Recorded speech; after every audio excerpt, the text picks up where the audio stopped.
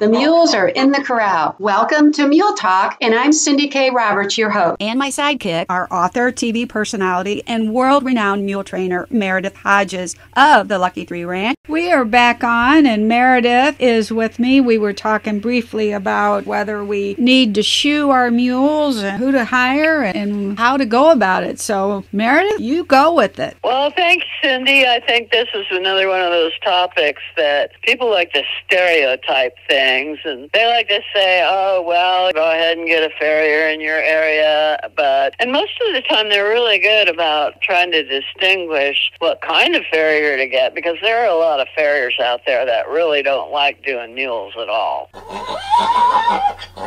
They won't do them. They got these preconceived ideas about mules being stubborn and ornery, and then they get over there and they've got the attitude, and of course the animal reacts to that. If you don't think very nicely of them, they're not going to think that they want to talk to you. Yeah. And then they become a problem. This is a good place to kind of interject that we need to do our homework on our training for the vets and the farriers.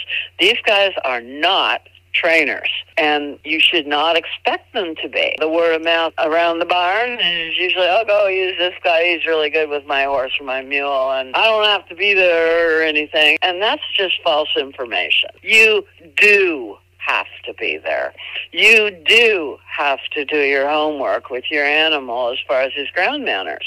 And that is done by you in lessons, and actually, it kind of bleeds into your regular handling of your animal. And we've talked about how to handle your animal as far as leading is concerned. You don't just put the halter on or go in the pen and grab him and pull him out and get a little rough and abrupt about the way that you're handling him. But if you have a routine way with a reward system of training, you go to the gate, you ask him to come to you. And he should come to you, and he should stand quietly while you put the halter on.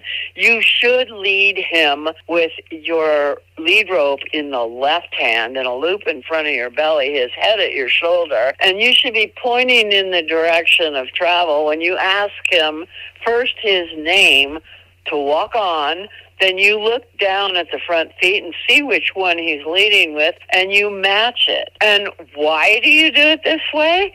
Because it's predictable. The animals like predictability in their routine, in your way of handling them. And when you want to whoa, then you go and whoa, and you stop with your feet together. You turn to his shoulder. You teach him how to square up. And then when he's got his feet square, you go ahead and give him his reward. And then you stand there quietly and wait for him to finish chewing the oats. No other kind of reward, just the same oats he's being fed. We don't want to disrupt his digestive tract. You stand there quietly and you wait until he finishes chewing before you turn around, get in your position, and ask him to walk on again. And during that standing still period, he's not going to be anxious, because you're not going to be fidgeting around and doing silly stuff while he's looking out of the corner of his eye wondering, what is she doing? Why is she doing that? Right. And getting distracted. And this is a good place to actually mention the article that you did in Mules and More about distractions. Don't create them. Don't go where they are. If they're there, tolerate them calmly and teach your mule that there's nothing to get all anxious about, and that you're going to stay quiet and you're going to stay in the routine, and he will learn to do the same thing. So that when the vet and the farrier come, then you can just walk up to them, introduce him to them if it hasn't been introduced before, put the oats in the hand of the farrier. If he won't take them and give them to your mule, fire him and get a new farrier. Because there's an attitude going on there. Sure. And your mule's not going to like it, and that's the first indication right. that they probably won't get on. So there's no reason to go on with somebody that you know they're not going to get along with. So that's a really important consideration. My farrier, he goes with the introduction every time, no problem. He knows what the point of that is. That's just you meeting a new friend. Hi, oh, your name is such and such. Let me shake your hand. Welcome to my world. You know? There you go. And that's what you're doing when you do that. You're just introducing your animal to the farrier. He's going to be the one that's going to have to be there closest to the mule. In the most fragile areas, they're very protective of their legs and their feet. You want to make sure that that's a proper introduction, and they're going to get off on the right foot, and they're going to learn to trust the farrier or trust the veterinarian or the professional that's working on them. A lot of vets and farriers refuse to work on mules. A lot of them are slaves to the old wives' tale about mules being stubborn, ornery, dangerous. And some are subject to owners that can't manage their own animals. And that creates a lot of anxiety and a lot of resistance and puts both you and the professional at risk. These professionals deal with us regularly, and they carry stories and opinions throughout the equine world. So it's primary importance that their experiences with mules be positive, at least for the most part. So that's why it's so important that you do your job. Their complaints are most often that the animal isn't up and ready for treatment upon their arrival, that they're being held to be the trainer and the one that takes care of the animal. And there's a lot of people out there that think if they've got them up in a pen where all they got to do is put a halter on them and everything and then do their job, that's good enough. No. It's not good enough. You're disrespecting that professional. It's not their job to be the trainer. It's your job. You either be the trainer or you hire the trainer and work with the trainer. I don't even condone giving your animal to a trainer and letting them do their job without you. Right. This is a case where you really, really need to learn how to learn about your animal and how to make the best and how to do this most safely and with less resistance. It's bad enough that you're going to encounter some resistance, but I've managed to get it down to next to no resistance, which everybody thinks on all counts is absolutely the way to go.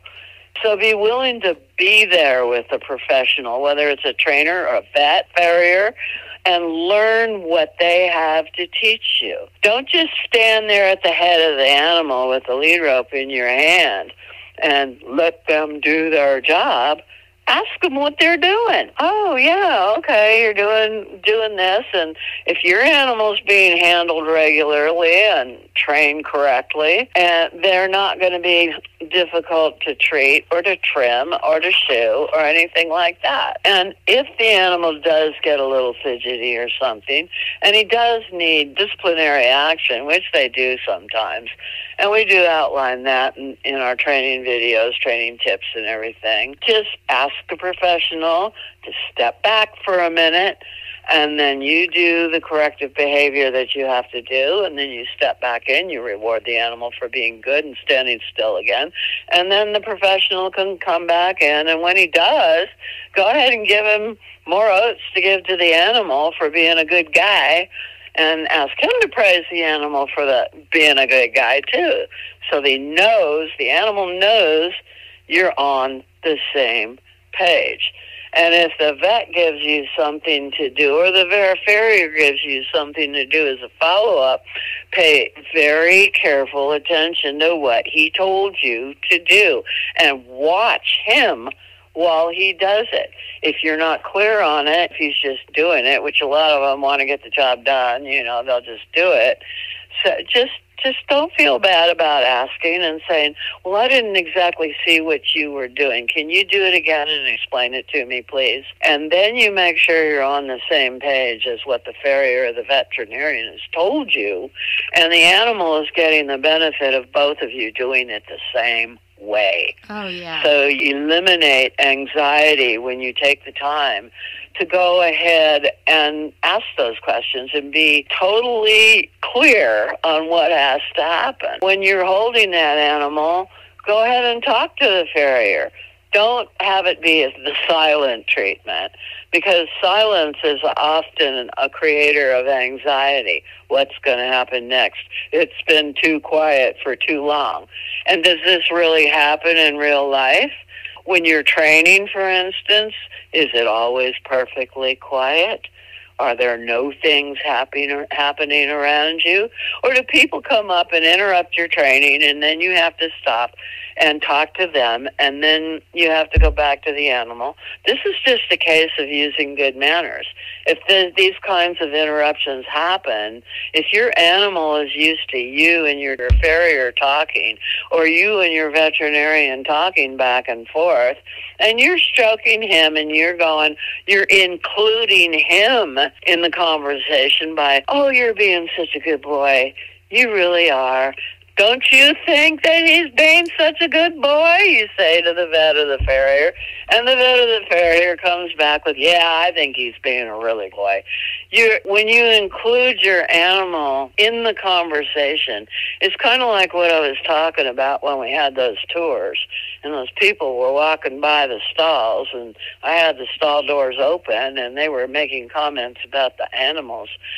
They didn't think that the animals knew what they were saying, but they did. Right. Yeah. So don't just not include your animal in the conversation, because he's going to feel left out. Guaranteed. He will. And then he'll get anxious. Then he'll get fidgety. Then you'll have to correct him. If he's fidgety and everything, he's just validating all those things that the farriers and the vets have heard about mules.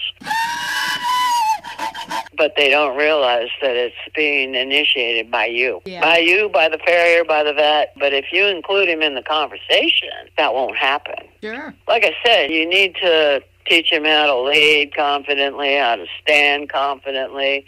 And this is really important. And then he needs to be rewarded for his good behavior. A lot of people think that if you feed food rewards, that you're going to end up with an animal with aggressive behavior. But if it's corrected appropriately, that won't happen. If you include him in the conversation, that won't happen. There are things in training that the mules need to learn. They can kick, they can bite. Biting is the primary thing that he needs to have corrected with the reward. But, he might be sensitive around his legs and very protective about them. He'll have a really strong flight reflex, and if you're messing around with his legs, then he can feel like you're trying to trap him. Oh, yeah. And you don't want him to do that. So the best thing to do is to take a lesson aside in training before the farrier or the veterinarian gets there, and introduce him to the Scotch hobble. First thing you'll do is get him to kick at you with a buggy whip, and when he doesn't kick, and when you touch him with it, then you walk up to the front and give him his reward for standing still. But a lot of them are aggressive kickers, and the buggy whip, if they kick, then you smack them on the fetlock where they just are shocked but not hurt. And if they absolutely won't let you handle it, if they stop kicking, but then when you go to the back and try to pick up a foot, if they threaten to kick you again, sometimes you need to use a restraint. And there's a good restraint you can use, which is called the Scotch hobble. And it's just simply putting a rope around his neck and then bringing it back around the back foot safely from a distance, and then try to pick up the foot with the rope. This is all explained on how to do this in my Training Mules and Donkeys, A Logic Approach to Long Ears, and these restraints are covered on page 213. I won't waste a lot of time explaining this in this interview, because people can go to the book and they can look this up. We also have free explanations under training on the website in the training tips. You can look up restraints and find them there, and the Scotch hobble is in there. It's one we use frequently. But once they get used to you picking up that leg with that rope, then you can kind of pick it up off the ground a little bit with your right hand and run your left hand across the back, over the rump, down the leg, and just get them used to it. And there's another article in Mule Crossing under training about beyond imprinting. And this is taking imprinting beyond birth and learning how to touch your animal so you don't tickle him or so you don't hurt him, and keeping the pressure right across all of those things. This is how you're going to handle this when you're teaching them how to pick up a back foot without offering to kick you. Just, again, it's just being polite and considerate of him, which he will learn if you do it in a polite and considerate manner. The other thing is if he has a hard time standing still, which most of the younger ones do, right. If he's moving when you approach him, just say no. Show him the oats reward out of your fanny pack. Stand where you are and wait for him to stop moving before you step forward and give him the oats. A lot of times you can get that fidgety behavior done like that. And sometimes you got to stand there for a while. But if they do get fidgety when you're standing close to them, just move away. Because maturity usually takes care of a lot of this kind of behavior. Now, as I said, they're very protective of their legs. This is the way that they will save themselves. So you got to learn to look at those legs, be polite about touch around those legs, give the mule the opportunity to comply without any restraints first. So if you're polite and considerate, you begin around the head. We've talked about being polite about their head and letting them tell you when it's okay. Go with the hair when you're stroking them. Don't pat them on the forehead, and things like that.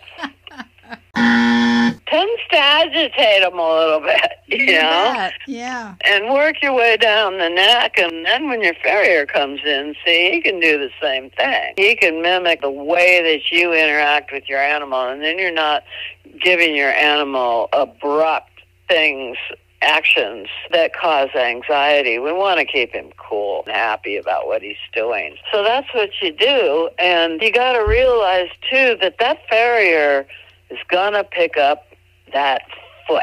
And even their feet, they're delicate. They're really, really delicate. And when you're assessing whether or not your mule needs to be shod, you need to know how to look at those feet and assess those feet, because a lot of times those feet, the structure of the foot is one thing. Those feet need to be balanced. They need to not only be balanced with the angles that are on the hips and shoulders, but they need to be balanced under the foot. The frog needs to go down the middle of the hoof.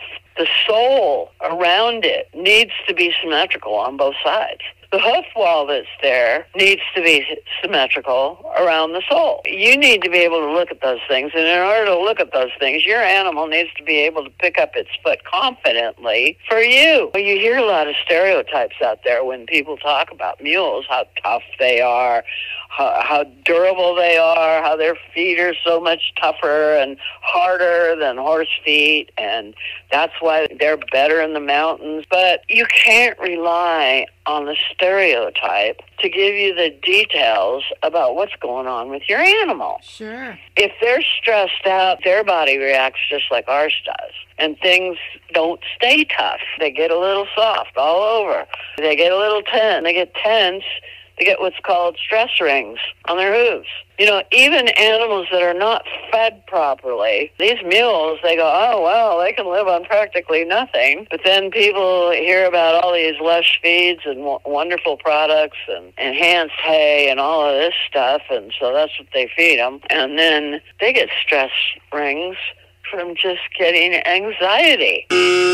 They may not fully founder. They will get founder rings on their feet that will tell you that internally they're being stressed. Oh, sure. You don't see it overtly unless you're looking for it. And if you educate yourself and you research these things to look for, then you might see them. Most people will leave things to their farrier and go, well, okay. And a lot of people have a lot of opinions about animals that have been abused and gone without proper treatment. A lot of that ends up in the feet. You see animals with hooves that have grown out, sometimes just curling up like elf slippers. And they think, oh, well, I'll just cut that off. Not a good idea. But some people say, oh, well, look what we did. And they've cut it off all right. And it looks like from the outside that the animal is standing up okay. But if you pick up that foot and look underneath, you're going to see there is no symmetrical alignment to the frog, the sole, the hoof wall, and it has grown out asymmetrically. And yeah, the animal can walk on it, and they may not even be sore, but think about this. They've spent years growing those feet out and learning how to walk the wrong way. Yeah. They can become accustomed to doing that, just like women can be accustomed to wearing 6-inch high heels.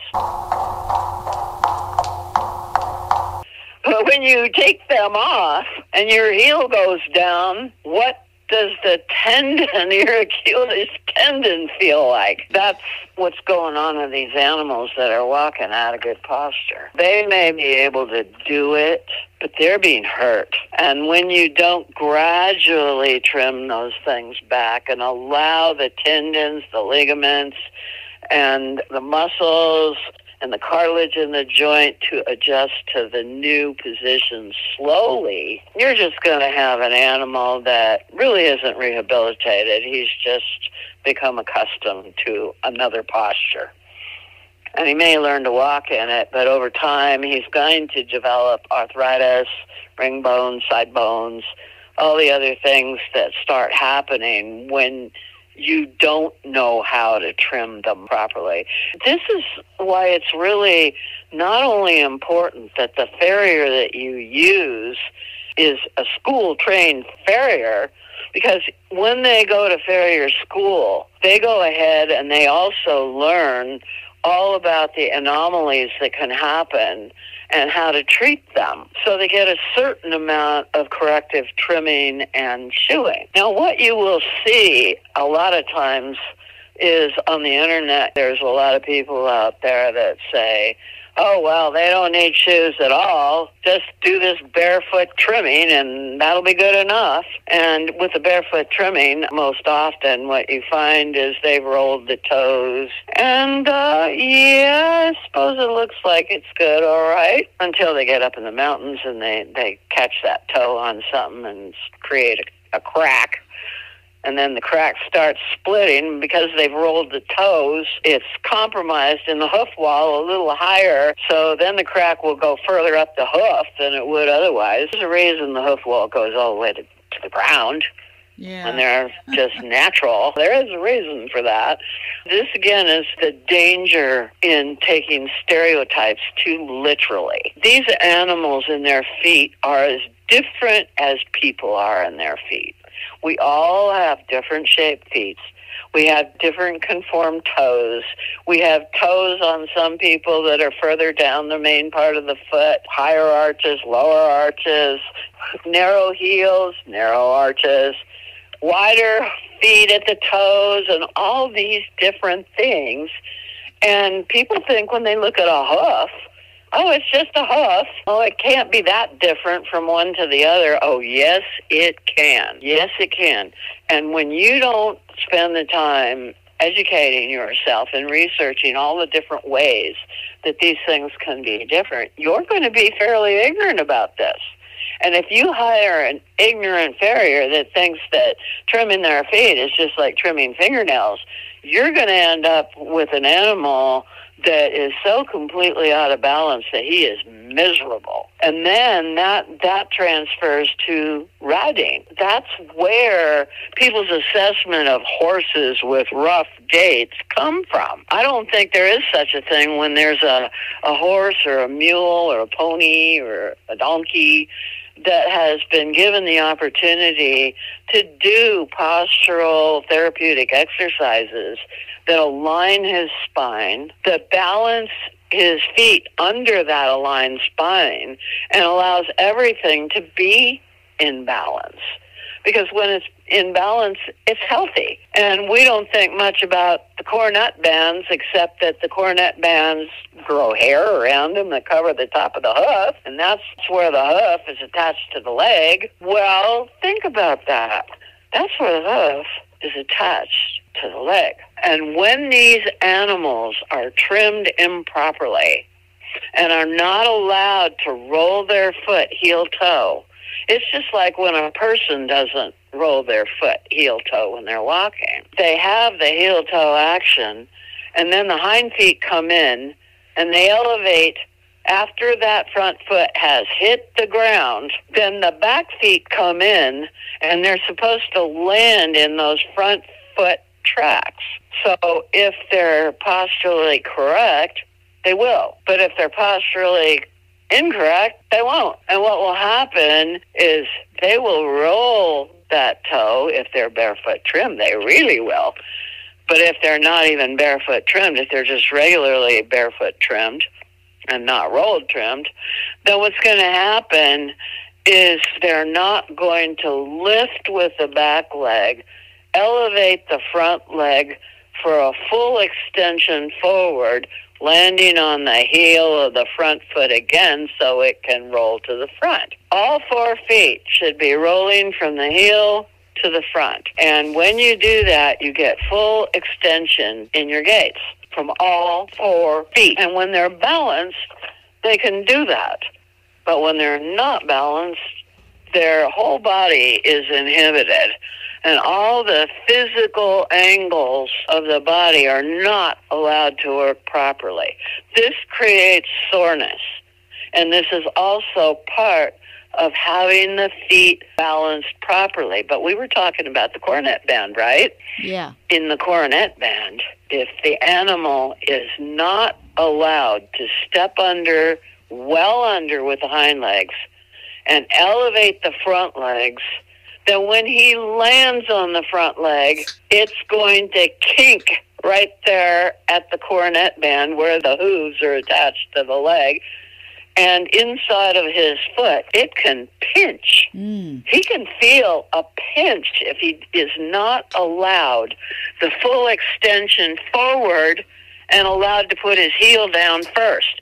If the toe goes down first, then it's going to kind of kink right there at the cornet band. When the toe hits the ground, then it rolls back to the heel and pinches the cornet band.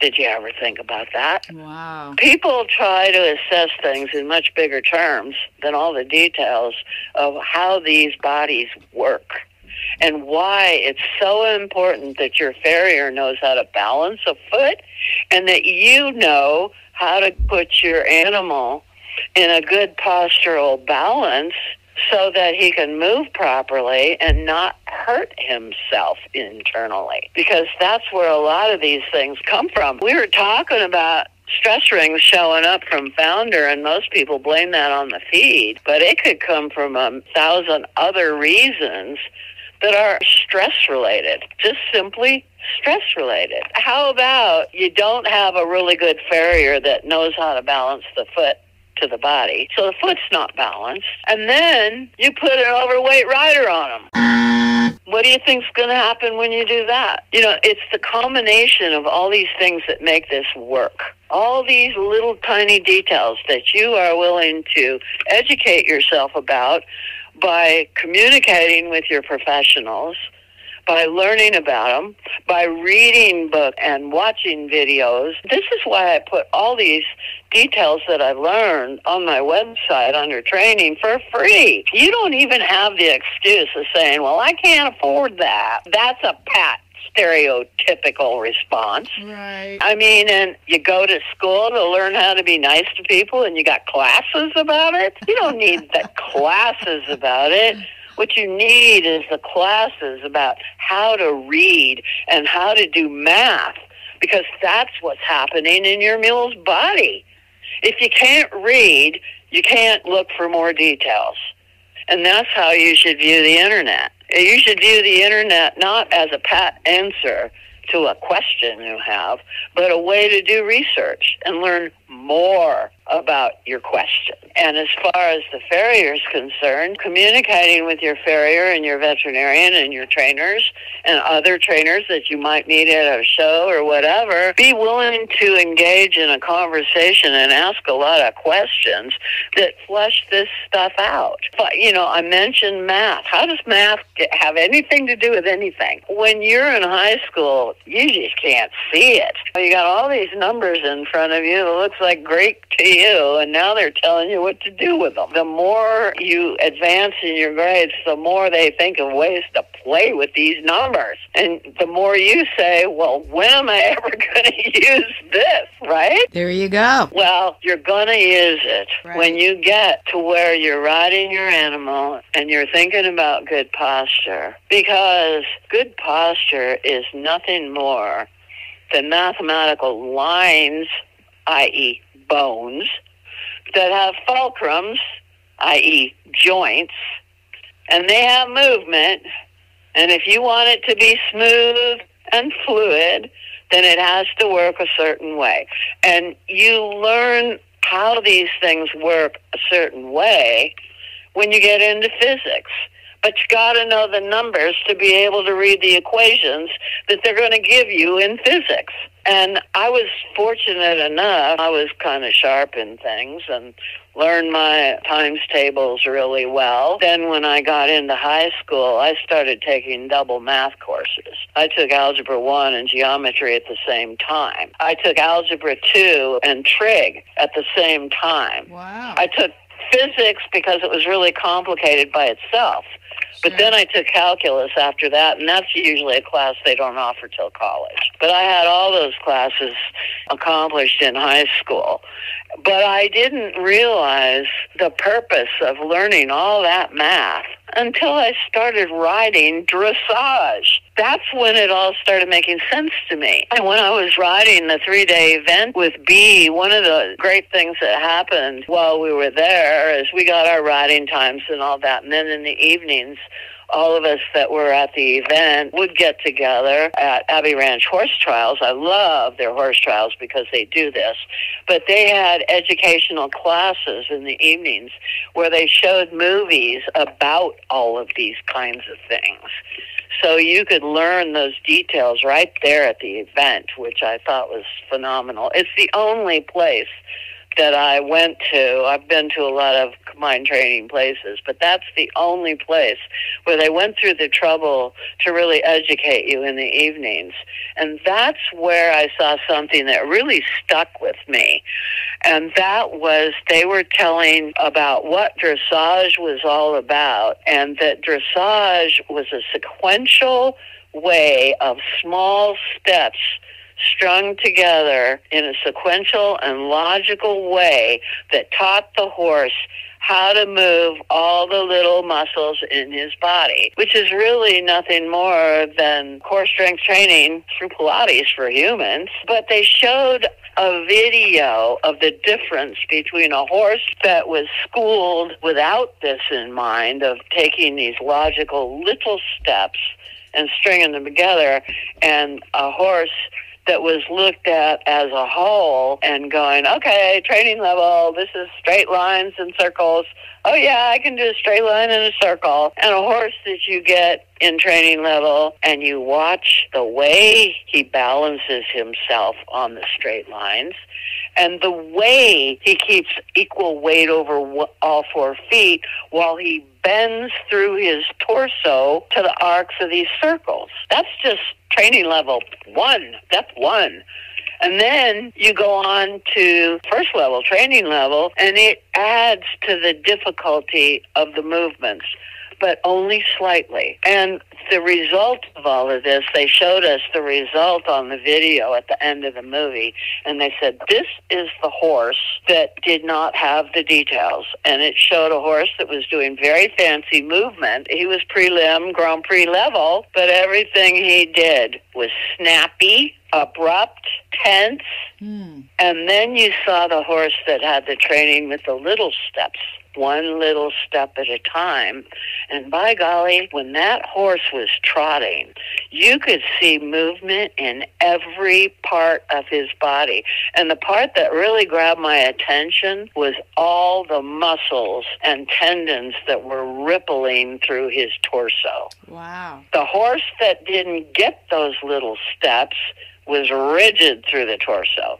Yeah. Now, to make the comparison of the mule, a lot of times you're going to see that the mules look like they're running with their feet underneath a rigid body. A straight back that doesn't move, a torso that doesn't move. They will arc their necks because they've been taught to arc their neck and swing it side to side. They even can bend in the croup because they've been taught to do a reining stop, but that midsection stays rigid. But when you train the way I'm talking about, it moves, just like the horse in that movie that I saw. And that vision never leaves me.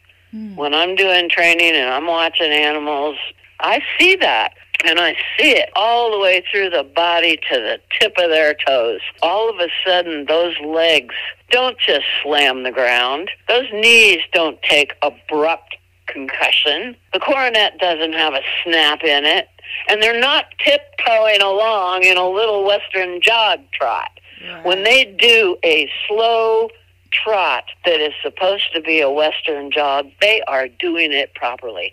They are stepping well under their torso. You can see every muscle rippling in their body as that hindquarter lifts and suspends that body and gives them room to lift those shoulders and swing them forward and take that whole body forward into suspension and still maintain the same rhythm, the same cadence, and a fluidity that is so smooth to ride, you will not believe it. And the injuries that your animal will sustain are next to nothing. You don't see stress rings in the hooves anymore. Your animal doesn't get sore or lame. And when you have the presence of mind to really make sure that his hooves are being taken care of properly, then he's going to be a whole lot healthier, happier, and the incidence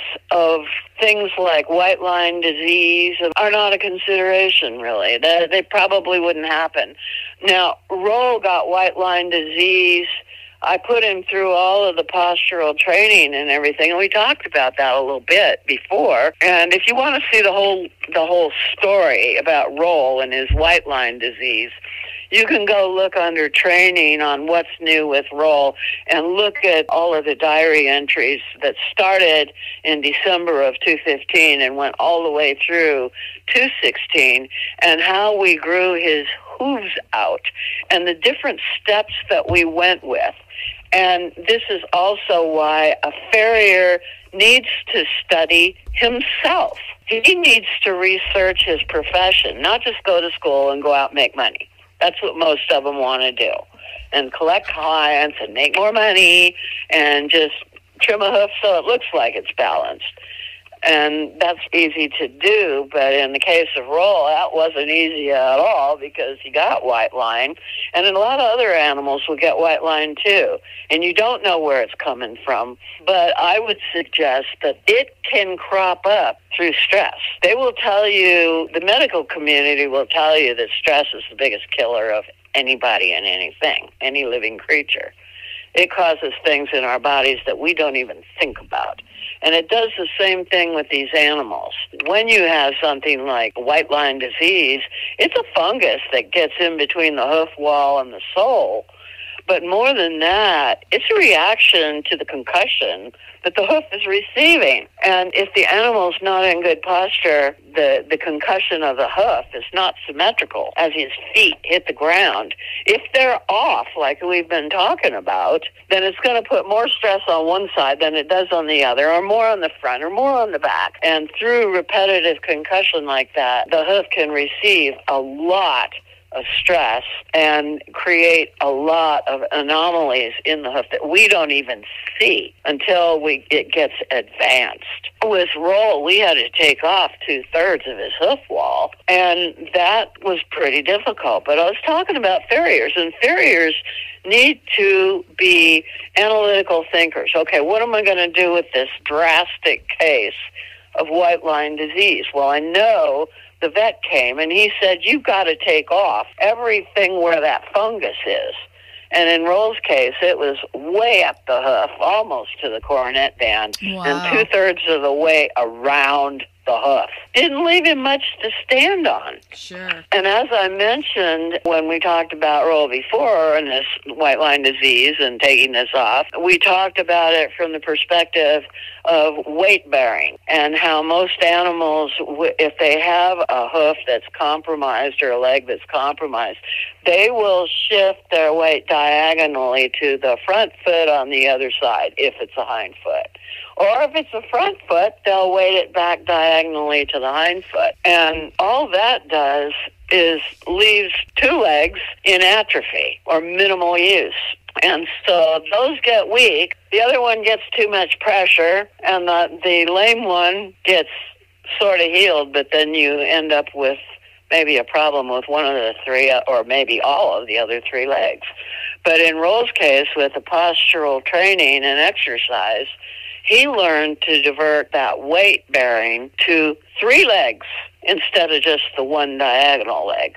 And that allowed that injured foot to take 8 months to grow completely out and his whole body to get soundly balanced again. And this is a guy who nobody paid attention to his posture for 18 years. Oh, wow.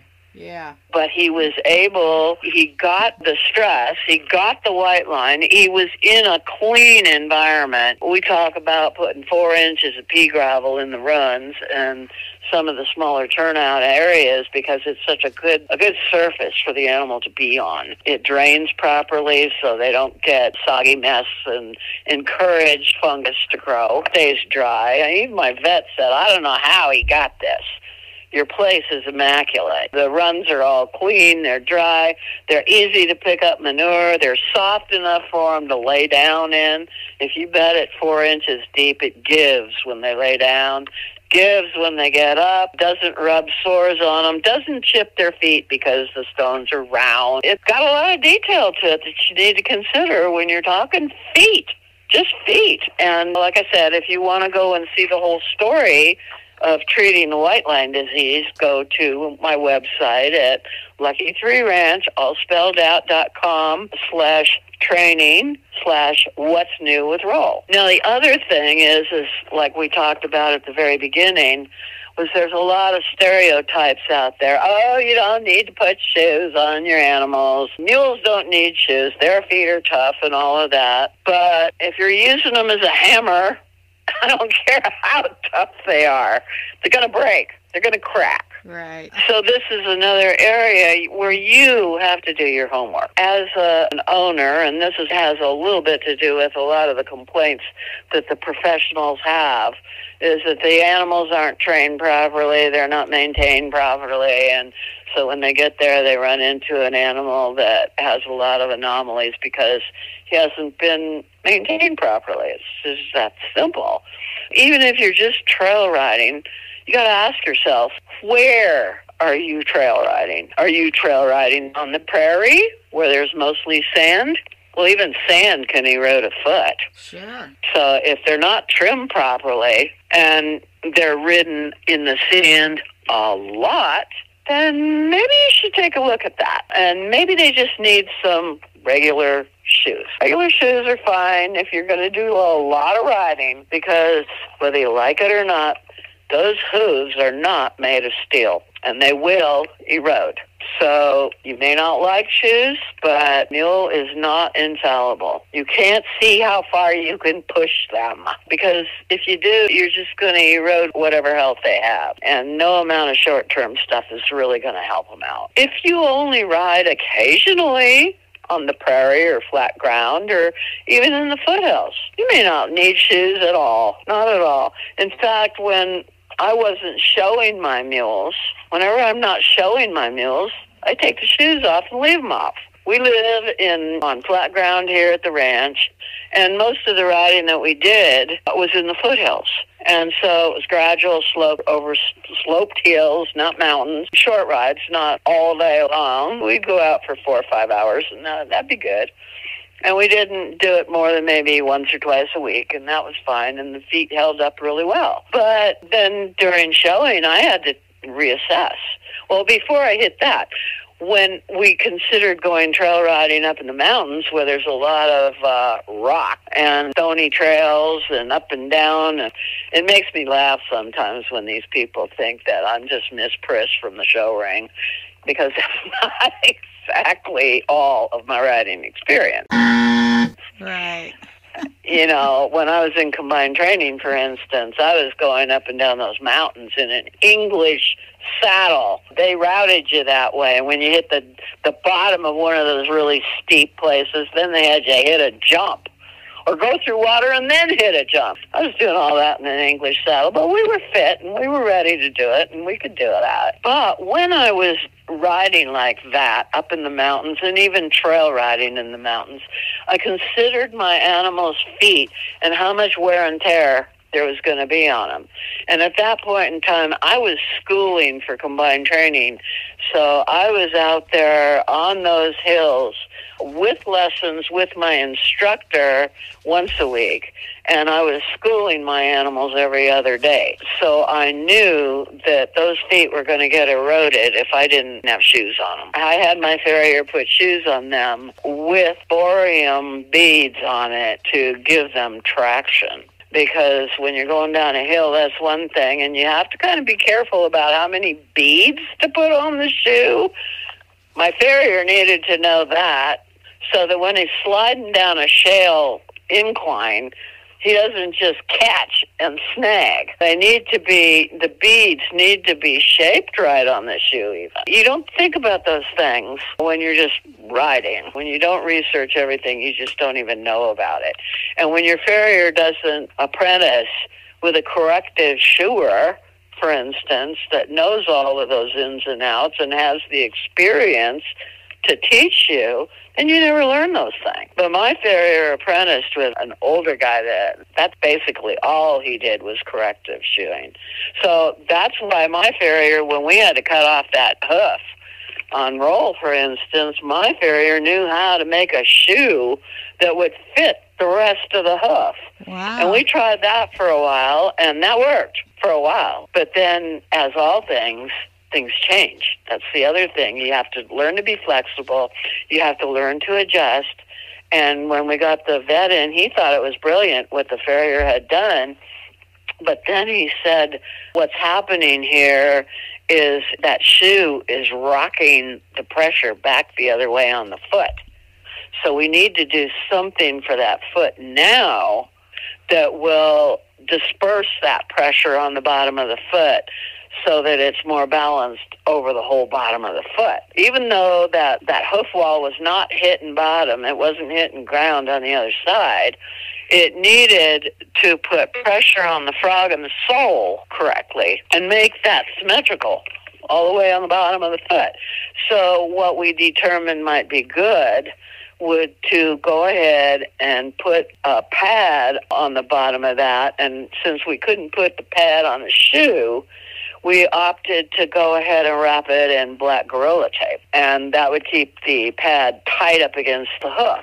We did that for a few weeks, and that seemed to work okay, but we found that it was catching rocks in between the pad and the foot and creating pressure points and bruises on the sole. So we had to figure out a different way to do that. So what we did was we decided to get some styrofoam and put that on the bottom, and we had custom boots that we had made for rock. They have pretty close to the same size feet and everything, and they were adjustable, so we decided to use a boot over the top of that with styrofoam that was blended and molded to the bottom of his foot so that we could keep that foot level. You don't think about those kinds of things necessarily. So you don't just go find a good farrier, I guess is what I'm saying.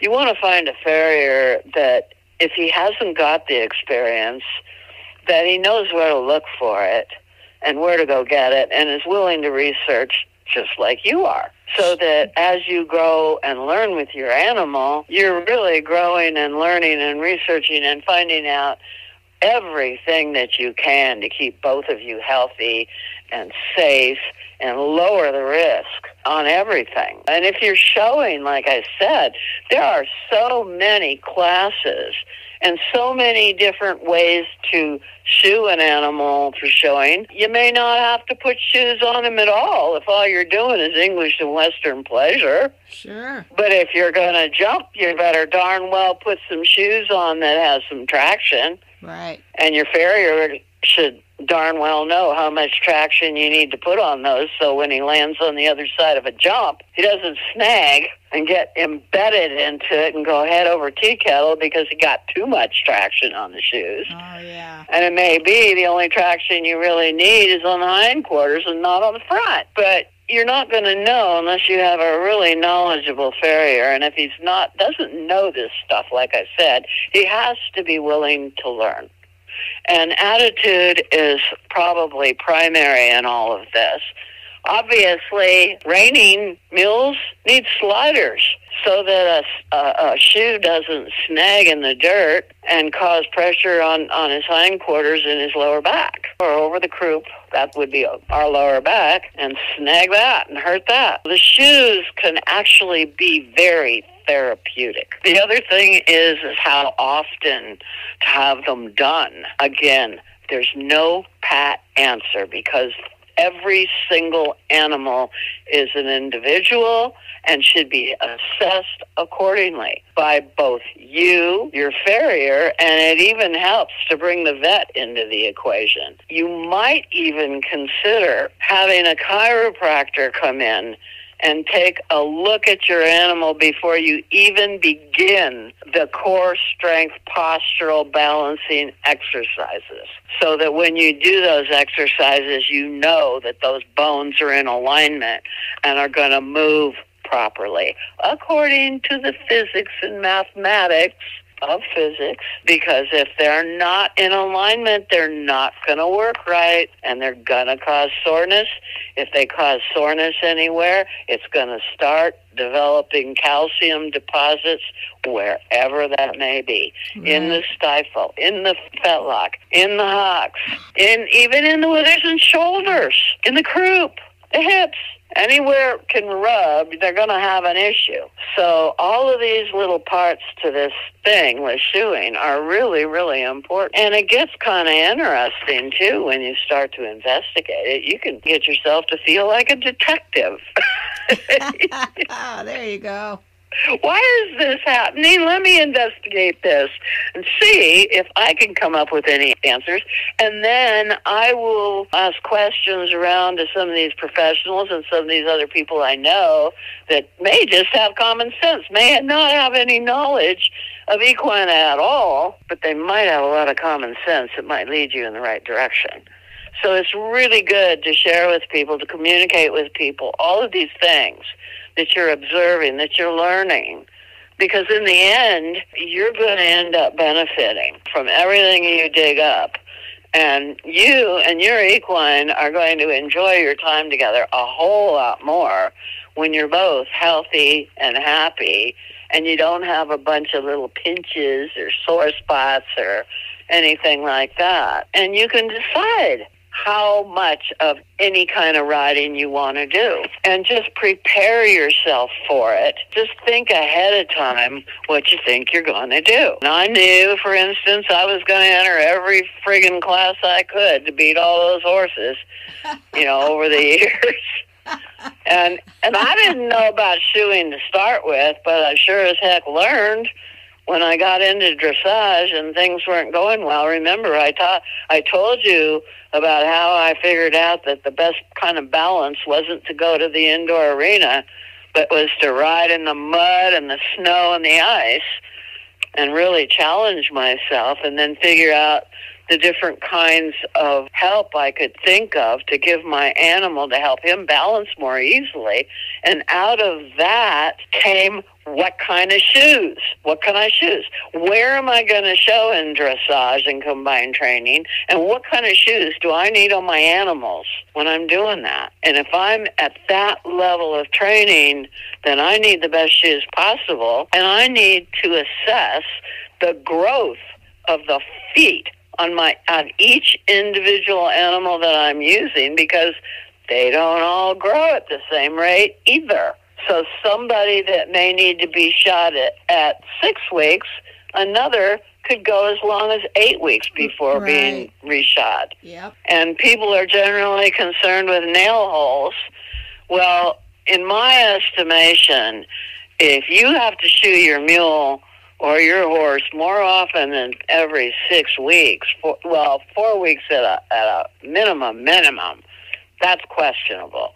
But Sure. if you have to shoe them any more often than 6 weeks, then they probably shouldn't be doing the activity that you're trying to do, because it's too much concussion on their feet, and the nail holes should not be a consideration. By 6 weeks to 8 weeks, those nail holes have migrated so far down the hoof from hoof growth that they shouldn't be an issue. The other thing is the farrier needs to know where to set those nails. I know a lot of farriers that are not as skilled as they think they are, and they will set those nails too high. And then it gets into the sole, and then you get into lameness. This is why it's really important to have a farrier that knows his business, that has gone to school, and doesn't look upon trimming horses, mules, donkeys, ponies as trimming fingernails. It's not that easy. I caution owners that get the impression from the stereotypes that are out there on the internet that say, oh, yeah, you can do this. No, you can't. Know your limitation. Just because you know what a surgeon does when he's doing a compound fracture on your leg, does that mean you can get down there and copy it? You just cut here, and you push here, and you sew here. Does that mean you're going to do a good job? I doubt it. Don't be afraid, and don't feel like you have to know everything, because you don't. You got a whole lifetime to learn all these things that we're not really expected to know when we're born. I, quite frankly, can't see me as a 1-year-old out there trimming my pony, for instance. You know, give yourself the reality of life and be comfortable with it, and take joy in every single stage of learning that you're exposed to. It's a challenge, but it's also a really great opportunity. And you just don't know what you're going to be able to do after you learn that in the things that are coming in the future. And I have derived such joy from just having that attitude, that open attitude, instead of beating myself up. I didn't win that class. By golly, I got to go back there and do it. I got where I did today by asking the questions, by not being afraid to talk to everybody, by not being intimidated by professionals, and not being intimidated by my animals. I wanted to get along with them. And it all comes back to my grandmother, who put a book on my head and said, you are not going to be a happy old woman unless you learn to have good manners and good posture. And that's that. Well, that's pretty accurate. It is. It is. And then opening yourself up to the willingness to learn and not putting extra pressure on yourself to already know things. Right. Is so important. Take your mistakes with grace and dignity. You bet. You bet. I had a shoer years ago. He showed up 2 hours late one day because he was turkey hunting. And he was dressed in camouflage, so he looked like a walking tree. Oh, no. I can only imagine what your mule saw. Well, I had to let him go because I didn't care that he showed up looking like a tree. It was just that he was 2 hours late and he thought that he had to go turkey hunting. bad set of priorities. You need to have somebody that will prioritize you and your mule when they're there. Mm-hmm. Right. And that's a really good way to judge who's a good farrier and who isn't. The other good way is look at the way your mule is looking at the farrier. Right. Because they know what's going on internally without even an introduction. Sure. They read people. That's Mother Nature's way of letting us to have a gut feeling about people, which we people usually tend to ignore because we all want to be everybody's friend. Right. As I've aged, I've become a lot less concerned with whether or not people like me or not. There you go. I would rather be a friend in sharing and communicating and helping to make our world better and being around people of like mind, because friends of a feather flock together, and who needs enemies if they're going to be making your life miserable? You bet. And I tip my shoer. I always tip him because he's worth it. Yeah, I let mine write his own invoice. I just go, charge me whatever you want, and if you need to up your prices, go ahead and do it. Right. Because I realize with the way the government's treating all of us and with inflation and everything, it's really, really tough for people these days. It is. I don't really mind, and I have the same attitude towards the people that work for me. And that's why through all of this, my people are raised every year, regardless of what's going on in the country. I try to just do what I think our politicians ought to do. Sure. And it works well. Yeah. We've got a happy little community here. There you go. And it is because we treat each other with respect, consideration, and good manners, and all of those things, and help out when we can. And those are good vibes, and the mules like being around good vibes like that. So they want to be a part of that all the time. They'd come in for dinner if I'd let them. Oh, that's right. Well, Meredith, we just wrapped up another good one. This is really good stuff. It's lunchtime. It is, and we'll just keep on keeping on. There you go. All right. Well, you have a good one, and we will talk soon. Sounds good. Love it. Meredith's website is lucky3ranch.com, and you can call her at 1-800-816-7566. And I can be reached through my website, everycowgirlsdream.com. Gotta go. My mule is looking for me.